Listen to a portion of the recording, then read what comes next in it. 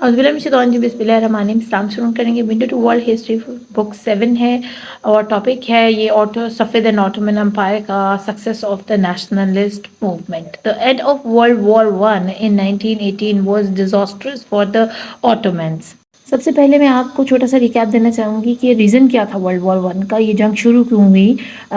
اصل میں آرشیڈو فرنینڈز جو تھے آسٹرین بادشاہ کے طور پر, آپ سمجھ لیں کہ وہ وہاں کے صدر تھے اور ان کی بیوی, تو وہ جا رہے تھے تو ان کو ایک سربین بندے نے جو ہے نا اسیسینیٹ کر دیا تھا, قتل کر دیا تھا, ان کو مار دیا تھا. ٹھیک ہے, اور بس پھر سربیا اور ہنگری کے درمیان یہ کام شروع ہوتا ہے. الائز میں جو انکلوڈ تھا وہ Serbia, Russia, France, Britain, Italy اور یونائٹڈ اسٹیٹ تھا. یہ حامی تھا اس جنگ کا کہ ہاں جی ہونی چاہیے, انہوں نے ہمارے بندوں کو مارا ہے. اور اپوز جو کر رہے تھے وہ جرمنی تھا, آسٹریا تھا, ہنگری اور بلغاریہ, اور اوٹومن امپائر بھی اس میں جڑ گیا تھا اس کے ساتھ کہ بھئی آپ نہ کریں جنگیں, ایک بندے کے پیچھے آپ پوری دنیا میں اتنی بڑی جنگیں عظیم لگانے لگے ہیں تو یہ غلط ہے, یہ ایسا مت کریں. تو بس وہ بھی نہ کرتے بھی اس جنگ کا حصہ بن گئے تھے. اب آٹومنس کو جب یہ جنگ ختم ہوتی ہے اس کے بعد جو نقصان ہوا مسلمانوں کو وہ یہ ہوا کہ جو خلافت عثمانیہ یا تخت عثمانیہ یا اگر ہم آٹومن امپائر کی بات کریں تو ان کے بہترین اہم ان کے محبت والے علاقے, ان کے دل ان سے چھین لیے گئے, جن میں اناطولیہ, تھارس شامل ہے, اور ان پر قبضہ کر لیا گیا. اور کس نے کیا؟ یہ فرانس اور برٹن اور اٹلی وغیرہ نے. یہ میں بھی آپ کو ایک میپ بھی دکھاؤں گی کہ کہاں کہاں انہوں نے اپنا یہ قابض ہوئے آپ کا اوٹومن کے اندر. The treaty of Versailles and Sykes-Picot agreement after World War One shows that the British and French had been planning to share the occupied territories between themselves by partitioning the Ottoman Empire. اب کیا ہو رہا تھا کہ یہ France اور برطانیہ والے اس چکر میں تھے کہ یہ اپنے اپنے علاقوں پر قبضہ کریں اور ان پر حکومت کرنا شروع کر دیں. جیسے کہ آپ کو میپ میں نظر آ رہا ہے, یہ ریڈ لائن کے اندر جتنا علاقہ ہے یہ سارا سلطنت عثمانیہ کا علاقہ ہے. ٹھیک ہے, لیکن اب اس میں جو آپ کو پنک, لائٹ پنک اور ڈارک پنک اور اورنج اور یہاں پر پرپل شیڈ نظر آ رہے ہیں نا, اس میں پرپل جو وہ فرینچ تھے اور جو ڈارک پنک ہے وہ برطانیہ والے یہاں رول کرنا چاہ رہے تھے. ٹھیک ہے, اور انڈر برٹش اور فرینچ کے یہ جو چھوٹا سا ریڈ آپ کو ڈاٹ سائڈ پہ پیلسٹائن کے پاس نظر آ رہا ہے, یہاں پر برطانیہ اور اٹلی والے اور فرانس والے مل کر حکومت کرنا چاہ رہے تھے. یعنی یہ انہوں نے مفت کا مال سمجھا ہوا تھا یہ, یعنی آپ سمجھیں کہ یہ توڑ رہے تھے سلطنت عثمانیہ کو. اور آج ہم دیکھ رہے ہیں اس کا حال کہ کس طرح یہ ٹوٹی اور کہاں مسلمانوں کی کیا شان تھی. آپ دیکھیں کتنا بڑے میپ کے اوپر, کتنی آدھی دنیا کے اوپر مسلمانوں کی ریاست تھی. تو بس اب انہوں نے یہ اس کے جو ہے نا ٹکڑے کرنا شروع کر دیا اصل میں سلطنت عثمانیہ کے. اب وہ آگے کہہ رہے ہیں کہ additionally the Arabs of the Ottoman Empire were pressing for independence. یہی کافی نہیں تھا کہ ہمیں جو انگریز ہیں وہی لے بیٹھے تھے آٹومن امپائر کو. رہی سی کسر ہمارے اپنے بھائی عربز نے بھی پوری کر دی کہ انہوں نے بھی آٹومن امپائر کو دبانا شروع کر دیا, جی ہمیں بھی آزاد کرو. کیونکہ آپ دیکھ رہے ہیں کہ کویت کا علاقہ اور جو ہے نا اس کے اندر آ رہا تھا آٹومن امپائر کے اندر, تو انہوں نے بھی شور مچانا شروع کر دیا, جی ہمیں بھی آزادی چاہیے. اب بیچارے آٹومن والے کیا کریں. The British had gained the support of Arabs in World War One against the Ottomans by promising support for their independence. اب حسین بن علی جو کنگ تھا کویت کی سائڈ کا, ان کو عرب کا جو کنگ تھا اس وقت, ان کو انہوں نے کہا کہ جی ہم آپ کو سپورٹ کرتے ہیں. برٹش والوں نے کہا ہم آپ کو آپ کے لیے ایک الگ کنٹری دے دیں گے, آپ ہمیں آٹومین کے خلاف ہمارے ساتھ کھڑے ہو جاؤ. یعنی بھائی کو بھائی سے لڑوا دیا برطانیہ والوں نے, جو شروع سے ان کی عادت ہے. جس طرح انہوں نے بر صغیر پاک و ہند پر اسی طرح بھائیوں کو یا ہمسایوں کو لڑوا کے کام کی دکھایا, اسی طرح انہوں نے عربس کو آٹومنس کے ساتھ لڑوا دیا جو کہ بنتا نہیں تھا. The Allies drew up a peace treaty at Seville in 1920 according to which a large part of the Turkish territory was to be divided between Greek, Armenia, Britain and France. اب الائز نے ایک treaty جو ہے پاس کی service کے نام سے 1920 میں ایک معاہدہ ہوا جس میں بہت بڑے حصے کو جو ہے نا ترکی کے علاقوں کو بانٹا جا رہا تھا, ڈیوائڈ کیا جا رہا تھا گریک کے, ارمانیہ اور برٹن اور فرانس کے درمیان. ٹھیک ہے نا, یعنی یہاں بندر بانٹ چل رہی تھی. مصطفیٰ کمال led the war of independence for the Turkish nation from 1919-1923.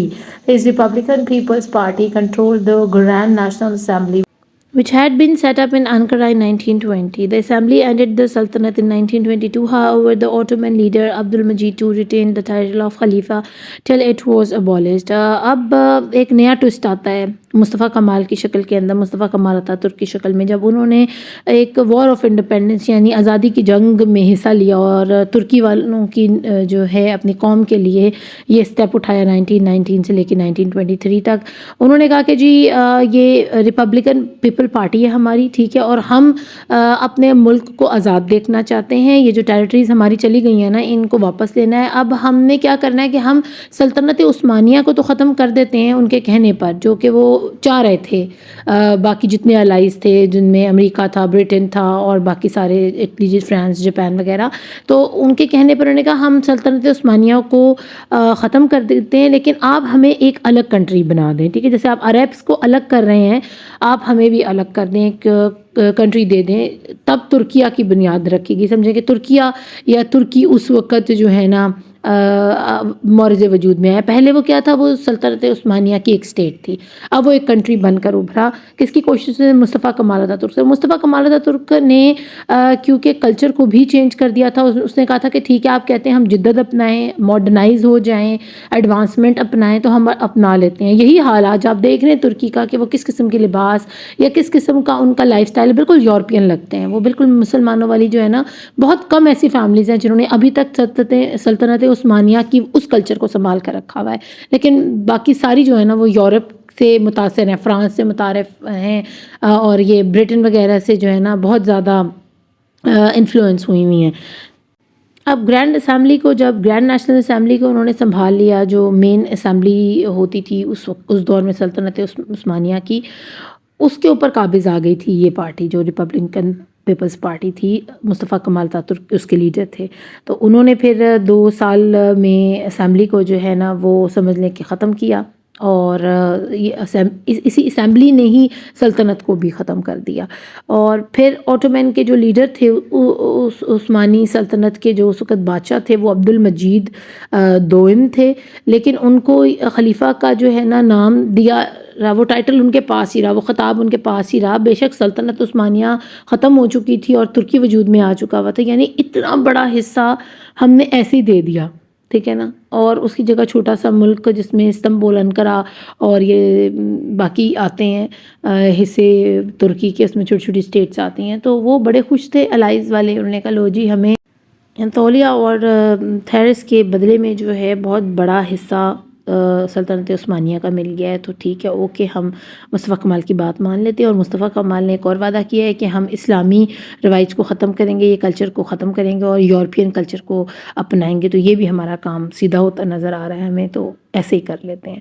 بس اس طرح اب جو عبد المجید تھے، ان کو، جو اوٹومین کے لیڈر تھے عبد المجید دوئم، ان کو خلیفہ کے نام سے ہی جانا جاتا رہا جب تک کہ عثمانی سلطنت ختم ہونے کے بعد تک، ٹھیک ہے. ابھی عثمانی سلطنت ختم بھی ہو چکی تھی، پھر بھی ان سے ان کا ٹائٹل خلیفے کا واپس نہیں لیا گیا تھا.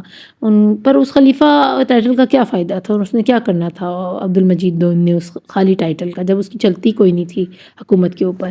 In 1923, the Western Allies negotiated a new treaty called the Treaty of Lausanne. It reversed the Treaty of Sevres, and no Turkish territory was lost either to Greek or to Armenia.